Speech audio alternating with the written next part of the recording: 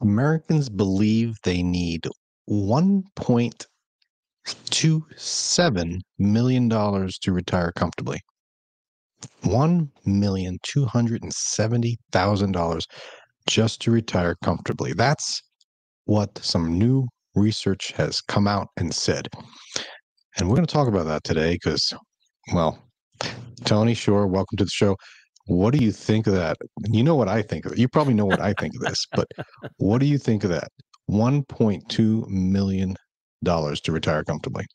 Well, when I first saw the title of the show, Dan, I thought, well, is Dan saying that he thinks that you need exactly 1.27 million to retire comfortably? Because that goes against everything you've said in the past.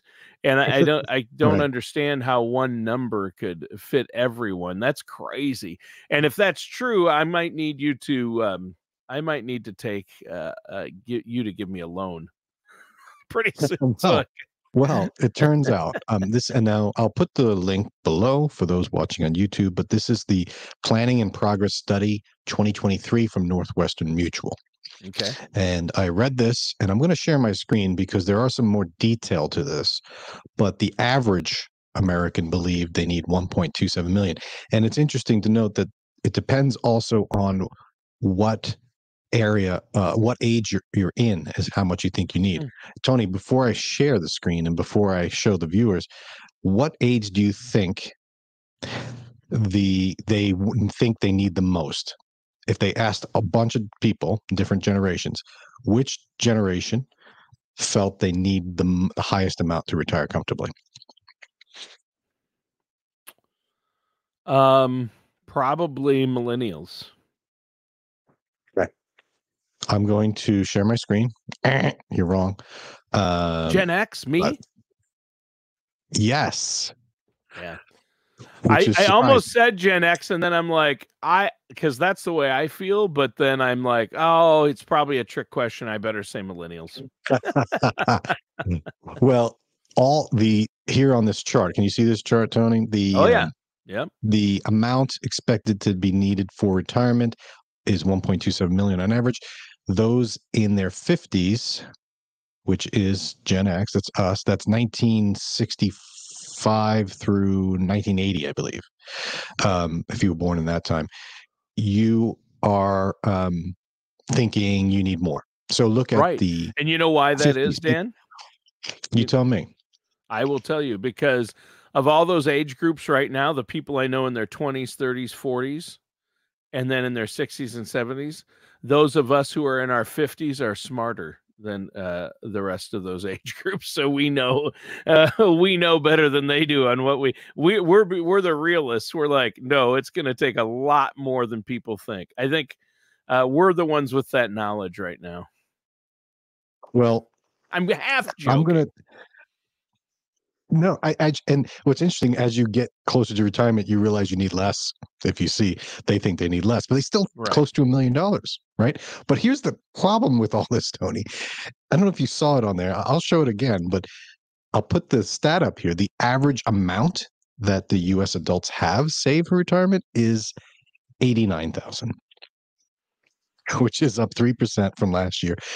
So that is, if I did my math correctly, 7% of what you need. So the average American has 7% of what they need to retire in savings. Or at least what they believe which might not be bad for a 20-year-old, but for someone in their 50s. What is going on here? Well, I'll tell you what's going on, Dan.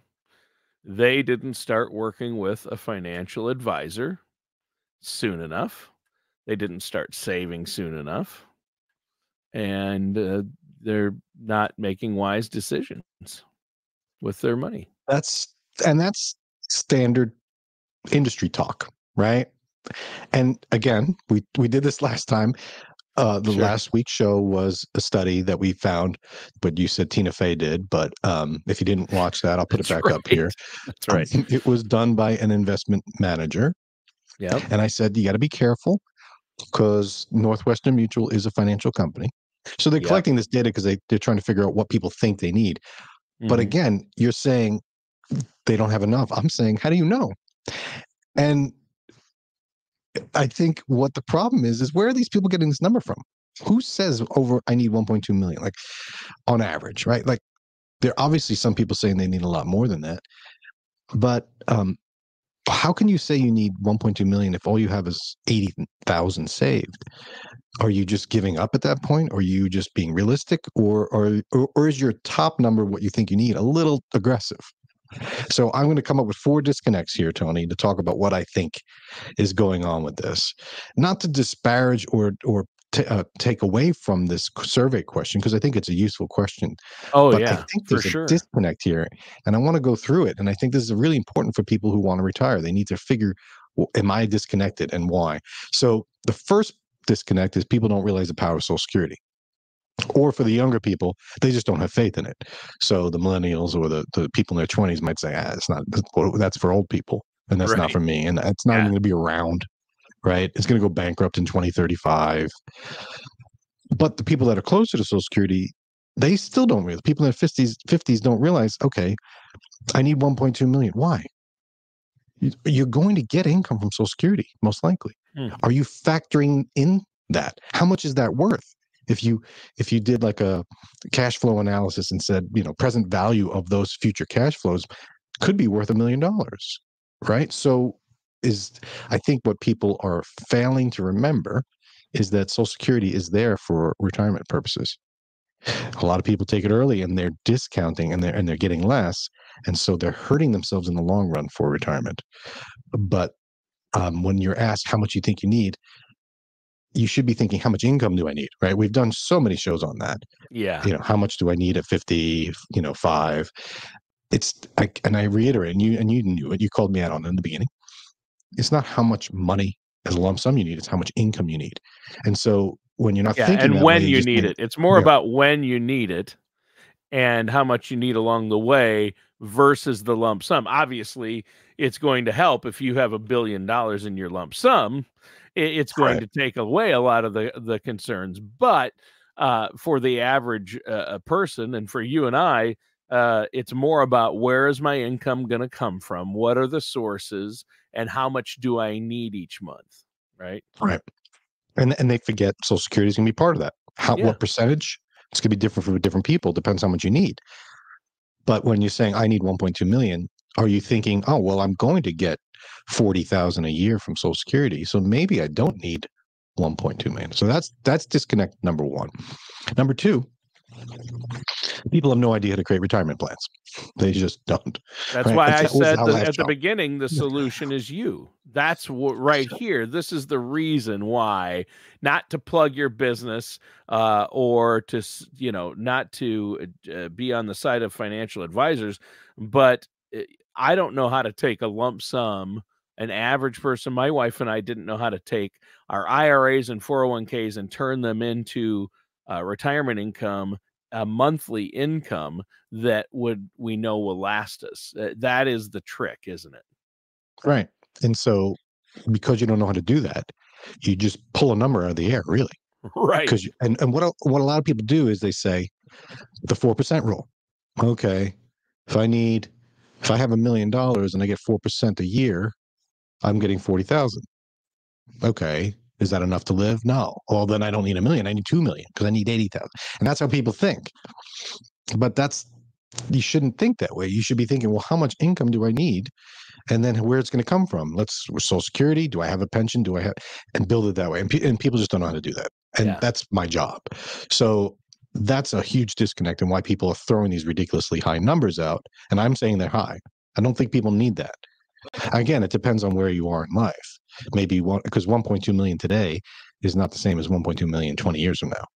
True. Yeah, it depends on your time horizon and the lifestyle you're accustomed to. Right. So that's a big issue. We did a show on it last week. So watch that if you want to, and I'll put another show up here on how to build an income plan, the 7 keys. Okay. Disconnect number 3. People don't value their home. They forget about this. We've taught, how many times have I said this? It's the biggest asset for many people. And they're forgetting the equity in their home. As an example, I recently had a new client. come to me and say, this is what I got. This is all I have. I need this to last my life. I need to generate income from it. And so when we're looking at it, it starts, I start showing different trajectories and say it's going to generate, $1,500 a month, but you're going to run out of money at age 80. Is that a problem? Absolutely, it's a problem. And then tears, literally. I can't do this. I thought I was going to be retired. I don't have enough. Tears. I said, your house is worth $500,000 and you owe zero on it. Are you just going to die with that house? You have no children, no one to leave anything to. What are you going to do with that house? Well, I don't know. I'm living there. I need it. Well, there's equity there. That's another $500,000 that you can actually use on yourself while you're alive. You could do a reverse mortgage, or you could take a loan out, or or you could downsize and use the difference in equity to live. And then when we just show, I think it was like we took $100,000 out of the house in some way. I don't even know what way. That's not, that's down the road. All of a sudden, the plan goes out to well past 90. And it's like, oh, people forget about that asset. And they think, they only think about what's invested and what's in the bank. They don't think about the home and the value, because that's a huge savings account if you think about it. And I'm not telling people that reverse mortgages are the way to go. Don't get me wrong. I'm just saying most people just don't understand how to use the equity. Well, first of all, Dan, when you bring up reverse mortgages, you don't have the mustache for it. So you can't tell people about reverse mortgages. I entered a trivia contest with some friends a couple of weeks ago, and I named the team, much to the chagrin of my wife and some of my friends, Tom Selleck's mustache. I shortened it from Tom Selleck's glorious mustache. Oh, the glorious! You gotta have the. I don't know if I like that. You gotta have the glorious in there. How the heck did you get that kind of money? From our retirement account. That was supposed to be our reward for all the years of responsibility. Yeah. See, and a lot of people are adding to their home and not thinking about it. They're paying off the mortgage, but saving, right? And so not only does the mortgage go away when there's nothing owed, so your income need goes down, but you have saved forced savings in the value of the home. Yeah. Okay. So last but not least, the fourth disconnect is, and this is probably where, and I was alluding to it earlier, is the idea of, 4% rule. I mean, that's fine. That's a good rule, right? But what people are failing to remember is that the 4% rule is in the minds of people is they're going to get 4% from that investment and not touch the investment, not touch the principal, right? So if you have 1.27 million in the bank and you're getting 4%, you're getting 50,000 or whatever that comes out to a year, and you're like, oh, I can live off of that. Oh, no, I need 70,000, so I need 2 million.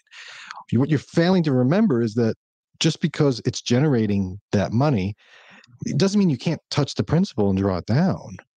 You can't, you don't have to leave the whole bucket there and only live off of interest. You could take principal if you do that wisely. The goal for many of my clients is not to die with 1.27 million in the bank.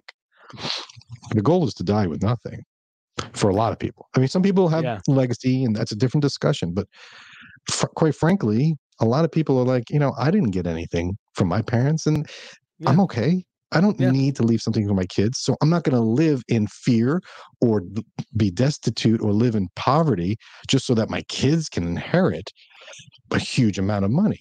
So so what people think, I need 1.27 million, maybe you only need 500,000. But at the end, when you're in your 80s, 90s, maybe you won't have a lot of income. You won't have a lot of assets, I should say. Is that okay? Probably for most. Yeah. And then there's always the house, right? And then then it goes back to number 3. It's like, they're going to get the house, right? That's right. Oh yeah, I forgot about that. Yeah, they'll be okay. And no, they don't want your house. They're probably going to sell it. So yeah, exactly. That's the problem. Right. So, I mean, this idea of needing a large pool of money to generate the income you need makes sense to people.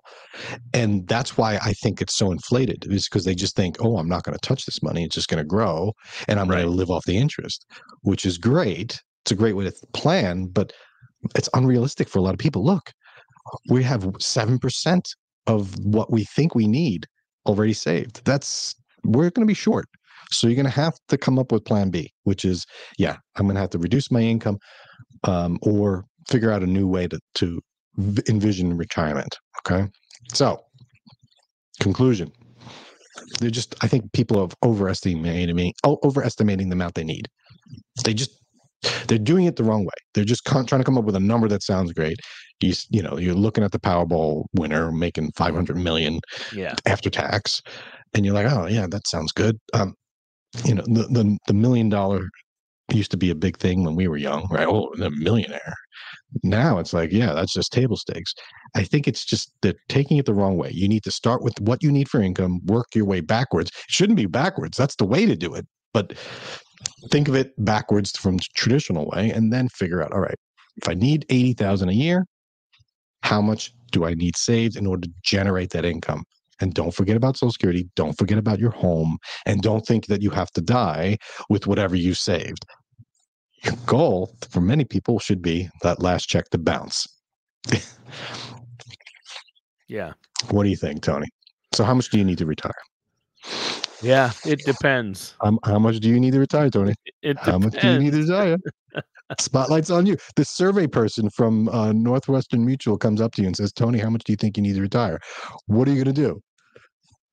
How would you answer that question to be in part of this? I would say a lot, or it depends.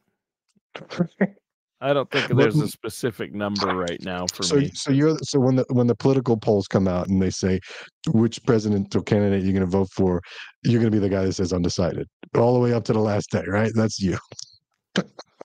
Even though even though you are people who say they're undecided are usually lying.